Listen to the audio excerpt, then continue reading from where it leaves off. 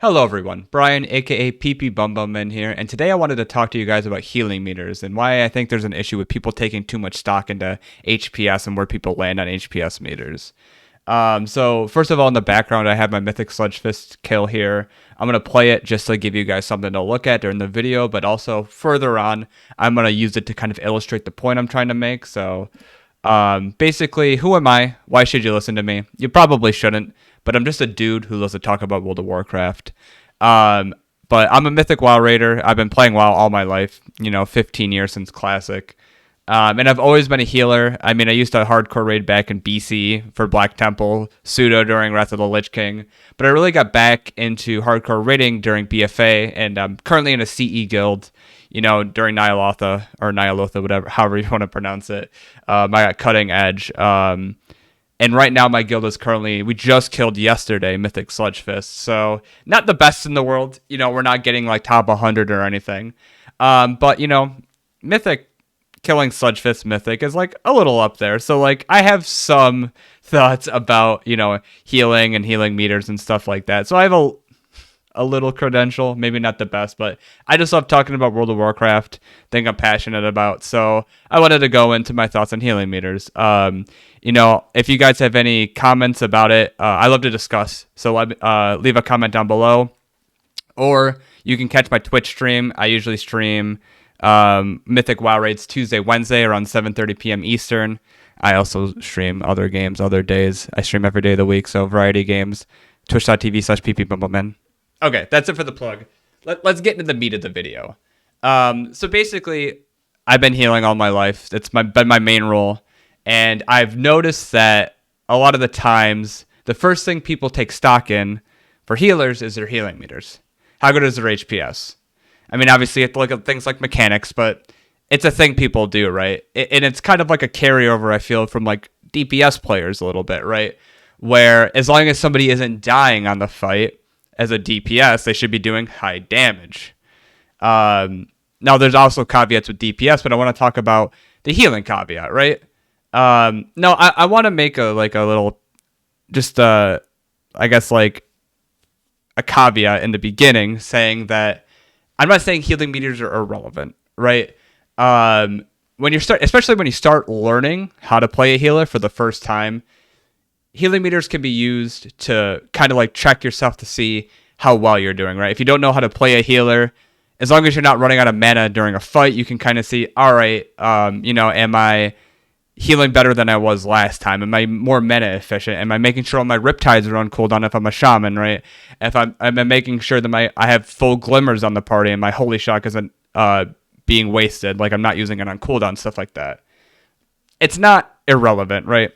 But as you start pushing harder content in WoW, healing meters become a little bit like more skewed. And like it kind of comes into an issue of like padding, or more usually commonly referred to for healing as sniping heals. So if you look at, for example, for DPS, it's not a one-to-one comparison, but let's say there's a fight. You can even look at Council, where there's 3 bosses, right? When one dies, the health of the other bosses reset.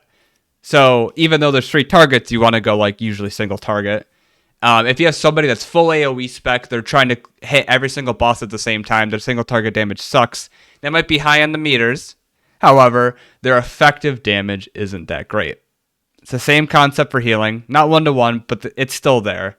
As you move up and up difficulty levels for healers, DPS becomes more important. Now, I know I hate it. As a healer, I would love to just heal. That's me. I want to be the guy that I don't want to worry about damage because I'm not the damage dealer. But unfortunately, you can't anymore.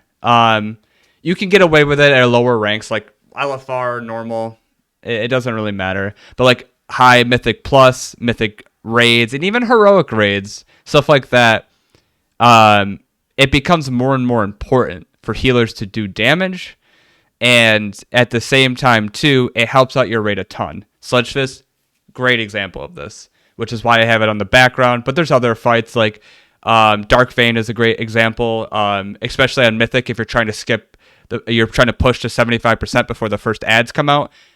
there's not that much damage that happens in the beginning, so you should be DPSing as a healer. But I digress. I'll get more into that. Let's look at Sledge Fist for now, as it's the one I have up. So basically, the idea of heal sniping, right? What is it? So Sledge Fist is a great example, and I'll move the video back a little bit to kind of illustrate my point right about here. So right at pull, sorry. So we're about to pull the boss, and what you're going to see happen is he's going to start with a roar. Everybody's health drops, right? Not too much, but everybody's health drops. And as you can see, we don't really have anything coming out until the next stomp, next AoE. So what you'll see I do, because I need to use my Healing Tide Totem on the third pillar, there's no other time to really use it but the first pillar, right? So I drop my Healing Tide Totem, my Cloudburst Totem, and I like precast Healing Rain and Riptide before the fight starts. The reason I do this is because once we pull the boss, I drop Healing Tide Totem. Everybody in the raid, even though you see somebody at like 50% health, 74, 60, they're gonna be healed up passively. And this is the big thing. If you want to top HPS meters, you're gonna start wellspringing these guys. You're gonna start chain healing. You're gonna cast all your Riptide to get them to 100% so you get the heals.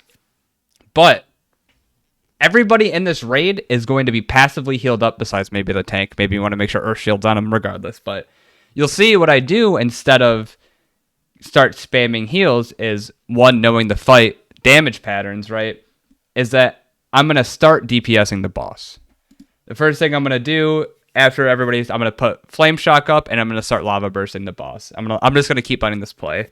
But the idea is here that if you want to top HPS meters, you can start spamming heals on everybody in the group, but that's wasted. You're wasting globals, you're wasting mana, and you're not helping kill the boss because they're going to be all healed up by themselves. And this starts to get into like how to become like a better healer, right? It's all tied together because being a better healer means you understand damage patterns in a fight. You understand when, okay, his Colossal Roar is going to go off. I have X amount of seconds to top people up before they take damage from the stomp now. And I know they're going to be topped off through healing meters or passive healing. I'm going to pause the fight because this is another big example coming up. So I don't need to waste globals, waste mana on healing. I need to be doing damage. This is a huge example right here. So if you don't know, for Sludge Fist, he's about to charge the pillar. When he charges the pillar, he takes increased damage. It is very important. And you'll see he hits the pillar, everybody's health's going to drop. You do damage, and then when he gets out of stun, he'll roar, which means people are going to take more damage. So you have to understand the damage patterns of this fight and know that, okay, how much health do people need after the charge to make sure that they will survive the roar after? Because after the roar, you have more time to top people off. So let's watch. You'll see Sludge Fist is going to charge. Right here, everybody takes a bunch of damage. Obviously, you have to do the soak mechanic. But if you look, everybody here is still relatively like they're all like 60%. And as the healer, you might want to say like, time to heal them. They have more damage coming up in roar. I want to make sure everybody lives. I'm just going to start spamming heals. But you're missing this 10-second window of doing damage. Now, another thing I want to say, quick PSA when I'm talking about doing damage. If somebody's going to die from lack of healing, you heal them. You're the healer. You have to do that. But we're more talking about people wasting heals on people who aren't going to die, right, to just top HPS meters. So you play this out. We're going to do our soaks. But you see I instantly go into Lava Burst here, Lightning Bolt, because I know everybody is pretty topped up for this roar that's coming up in 4 seconds here. I know that nobody's going to die, right? So he roars. And then after his damage is done, like his damage increase debuff is done, now I can start healing people. And it's the same thing too. I toss some Riptides out. I make sure people are going to be okay for the stomp coming up here. You heal them up, and then you go right into doing damage to the boss again. Now, sort of like, what's my point? Why talk about this? What does this really do, right? So basically, the idea here is that one, I've been healing for a long time, right? And a lot of people, I've played in mythic guilds with healers who don't damage the boss ever. I played in mythic guilds with people who only look at HPS meters and like, if I'm at the top of the HPS meter, I'm doing the best as a healer. And technically, that's not right. And it's kind of what I wanted to talk about. It's if you're only rankings for healers is how much HPS they're doing, you don't really understand what healers are supposed to bring to the table, right? And doing Mythic Sludgefist really brought this out. Other fights do too, but the harder content you do, you start to realize how much that damage you do as a healer really matters. I have all the VODs for our attempts for Sludgefist, so you can watch them all do it. I think for the past week or so.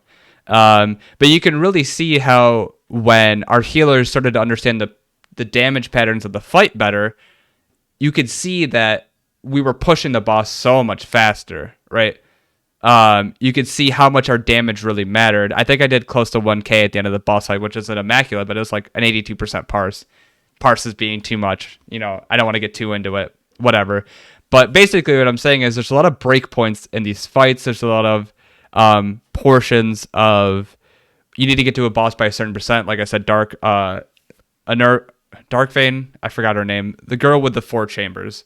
I said it right earlier, but I forgot. Where you need to make sure you push her past 75% before the first ad spawns, things like that. There is a lot of nuance to go into what a healer is supposed to do, and it isn't just someone's low, heal them, which is basically my point with this video. I think I've kind of gotten everything I needed to get out, but I appreciate you guys watching this. The moral of the story, if you're ever a healer and you're low in HPS, just point them to this video and say, it's not my fault. I swear to God, I'm doing damage. But for real, if nobody dies because of lack of healing, then you technically don't really need to do more healing and you should be doing damage. As long as you understand the damage patterns of the boss fight, when you should be healing, when passive heals will take somebody to full, that's kind of your step to becoming a better healer, right? The first one, using HPS charts is fine in the beginning to learn how to like actually actively heal and like what's good about healing, right? But your next step to becoming a better healer is really learning damage patterns, learning when you should be doing damage, learning when you should be healing, what's a waste, what's not a waste, etc. So thank you guys very much for watching. I appreciate it. Like I said, I stream 7:30. I stream Mythic Raids 7:30 p.m. Eastern, Tuesday, Wednesday, twitch.tv/ppbumbum. Other days, I stream every day of the week though. Other days I'll stream like things like Valorant or single player games. I played Little Nightmares 2. I played whatever. I love talking about WoW. So if you want to talk about, your thoughts about why I'm wrong or why I'm right or why I'm the worst player in the world because I'm going to die to this falling rubble coming up here soon, leave them in the comments down below or stop by my Twitch and let me know. I just love talking about WoW, guys. I appreciate you sitting here. 13-minute video. I probably kind of rambled a little bit too much, but I hope I got my point across. If you want to see videos like this, please let me know. I used to do this for like League. So I would love to do this about WoW if you guys are interested in it. Other videos on the channel coming up, probably not all WoW related, but related to my Twitch stream. So thank you guys. I appreciate it. Thanks for watching. Hope to catch you soon.